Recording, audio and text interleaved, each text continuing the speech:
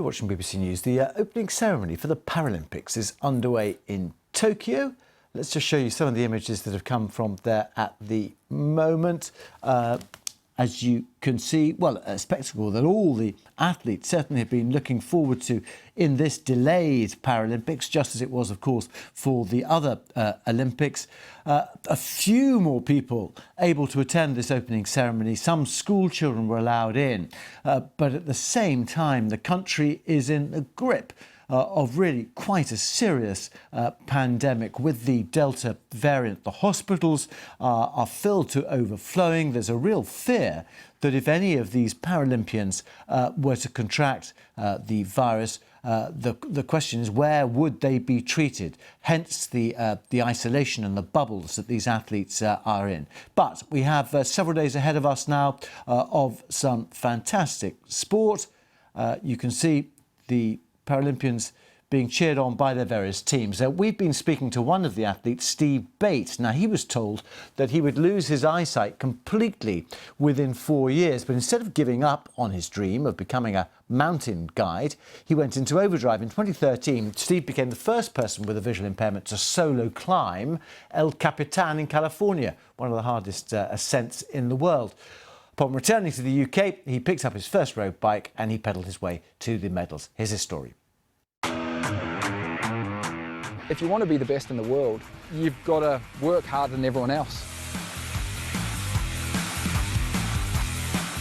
Paralympic champion Steve Bate is chasing after one thing: gold in Tokyo.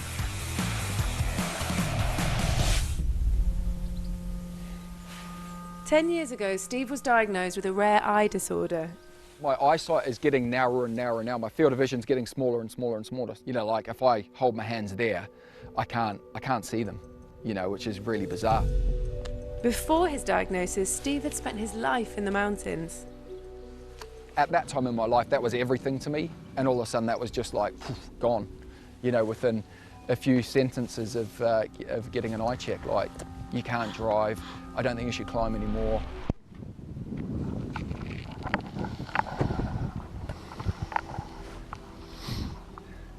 Living the dream up here, check out that view. But instead of giving up, Steve took on the climb of his life, ascending over 900 metres.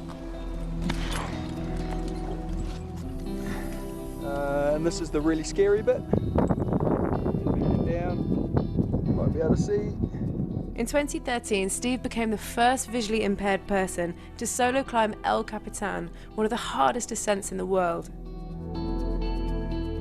I always say that was really the missing piece of the puzzle for me to reach that full potential, like going to overdrive and try and achieve stuff.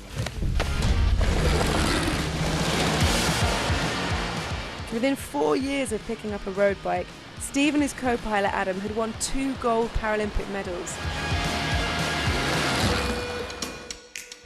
Riding in tandem, they're called the power and the pilot.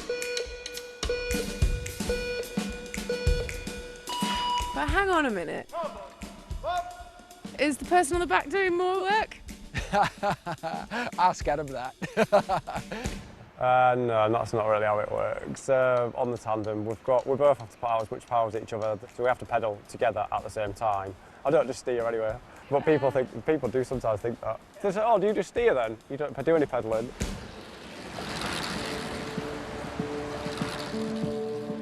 And everyone says, oh yeah, you're really talented. It's like, I'm not.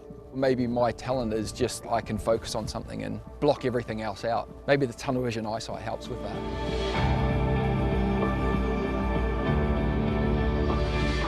Claire Press for BBC News in Manchester. Good luck to them all. From me and the team, see you soon.